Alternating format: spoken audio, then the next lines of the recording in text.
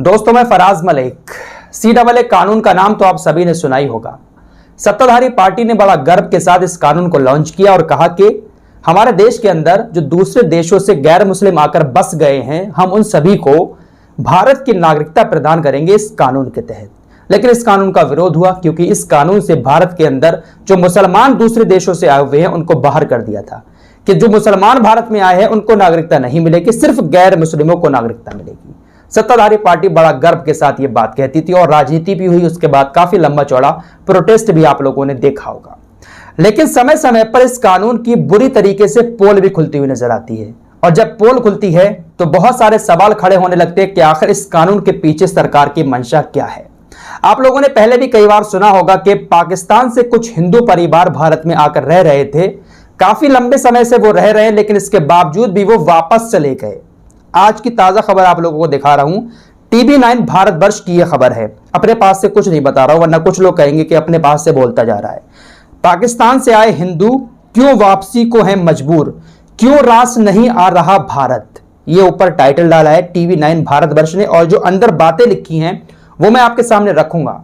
और इस खबर को आप लोग ज्यादा से ज्यादा शेयर करना ताकि हर हिंदुस्तानी को यह पता चल सके कि हमारे देश के अंदर जो बाहर से आकर लोग रह रहे हैं उन लोगों को सरकार कितनी सुख सुविधाएं पहुंचा रही है। जहां एक तरफ सरकार नागरिकता देकर अपने देश का नागरिक बनाना चाहती है, वहीं जो लोग पहले से आए हुए हैं उनको कितनी सारी परेशानियों का यहां पर सामना करना पड़ा है। उन्हीं की जुबानी इस रिपोर्ट के जरिए मैं आप लोगों को सुनाने जा रहा हूं। इस रिपोर्ट में लिखा है कि पाकिस्तान से कुछ हिंदू परिवार भारत में आकर रह रहे थे। उन्होंने छोटा मोटा काम धंधा भी शुरू कर दिया था, लेकिन पिछले 2 साल में जो कोरोना महामारी आई, इसके चलते हुए वो पूरी तरीके से बर्बाद हो गए। उनके ऊपर कर्ज भी हो गया और उनका काम धंधा भी खत्म हो गया। और हिंदू परिवारों का कहना है कि भारत सरकार की तरफ से हमें कोई भी मदद नहीं पहुंचाई गई, जिसके चलते हुए अब वो पाकिस्तान जाने पर मजबूर हो गए। उन्होंने कहा कि पाकिस्तान में हमारे खेत वगैरह हैं, भले ही पाकिस्तान हमारे ऊपर जुल्म करेगा, लेकिन कम से कम हम चैन सुकून से अपने खेतों में काम करके अपना पेट तो भर सकेंगे। यहां पर उनको खाने के लाले पड़े हुए हैं। इस रिपोर्ट में लिखा हुआ है, अपने पास से कुछ नहीं कह रहा हूं, वरना कुछ लोग यहां पर आकर मुझसे भी कहने लगेंगे भाई तू भी पाकिस्तान चला जा, भारत मेरी जान है, मेरी शान है भारत। यहां पर आकर फालतू के कमेंट मत करना। जो रिपोर्ट में बातें लिखी है ना, ये बातें मैं आप लोगों को बता रहा हूं और ये इसलिए बता रहा हूं क्योंकि CAA कानून के नाम पर अक्सर कुछ राजनीतिक पार्टियां बहुत सारी राजनीति करती हैं। ये बातें मैं इसलिए बता रहा हूं कि देखिए जो लोग भारत में आकर रह रहे हैं उनकी हालत कैसी है।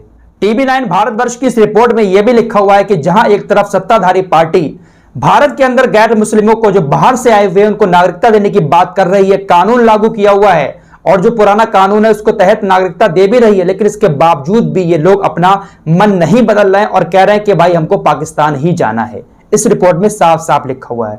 तो आप सोच सकते हैं कि इन लोगों को कितनी ज्यादा परेशानियों का सामना करना पड़ा होगा। पूरी रिपोर्ट आपके सामने है। इसमें कुछ परिवारों का तो यह कहना है कि वो भुखमरी की कगार पर पहुंच गए हैं। ये बातें अपने पास से नहीं कह रहा हूं।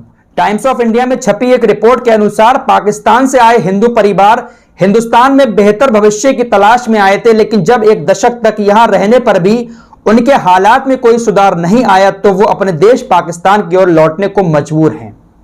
साफ साफ लिखा हुआ है इस रिपोर्ट में। तो आप देख सकते हैं कि CAA कानून के तहत नागरिकता प्रदान करने वाले किस तरीके से बाहर से आए हुए लोगों को सरकारी मदद पहुंचा रहे हैं। बेचारों को खाने के लाले पड़े तो वो पाकिस्तान जाने को मजबूर हो गए। यह है CAA कानून की असली हकीकत।